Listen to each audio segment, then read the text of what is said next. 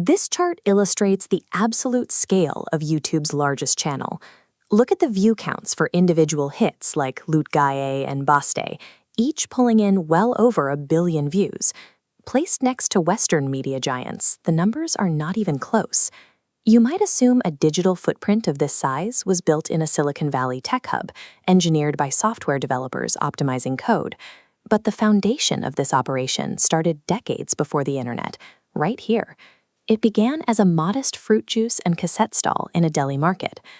To see how they conquered the digital world, we first have to look at how they weaponized physical distribution. In the 1980s, the Indian music industry was a closed system. Pop music was a luxury product, priced far out of reach for the working-class masses. That barrier presented a clear opportunity to a man named Gulshan Kumar. He recognized that millions of people wanted audio, but simply couldn't afford the existing formats.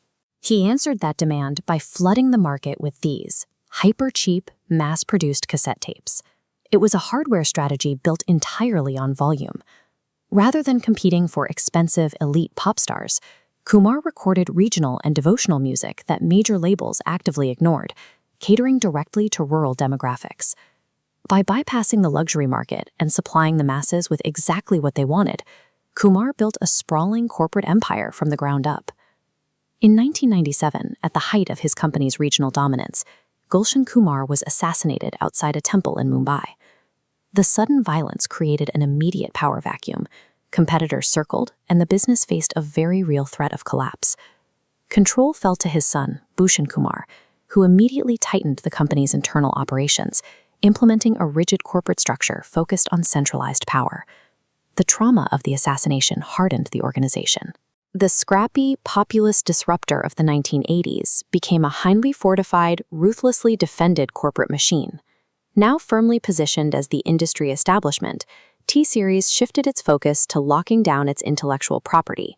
They began deploying aggressive copyright strikes to maintain total control over their brand, targeting independent creators like Kunal Kamra and even prominent artists like Guru Randhawa.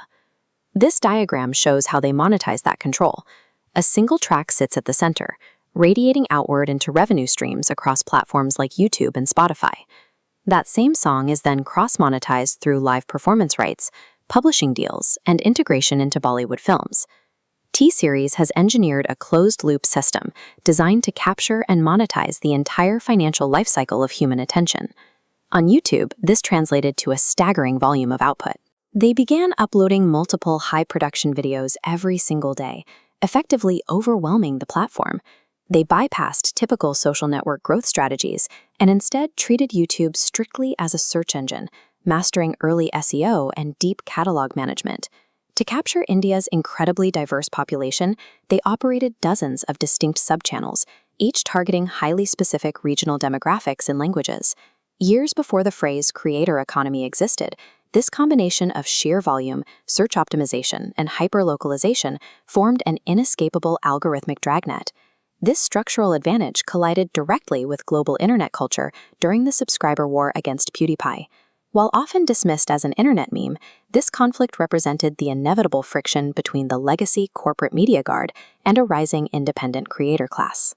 When T-Series ultimately pulled ahead, it proved that systemic corporate volume will consistently outpace singular viral fame over a long enough timeline. Today, that massive digital footprint grants them immense cultural authority. They have altered the mechanics of Bollywood itself. Film studios now rely heavily on T-Series releasing viral soundtracks ahead of a premiere, just to guarantee a movie's box office success. By establishing total control over music distribution, they hold functional veto power over the entire Indian entertainment pipeline. It raises an important question about the nature of modern media. Did a channel reach this size because it produces the best art, or because it mathematically mastered the attention economy?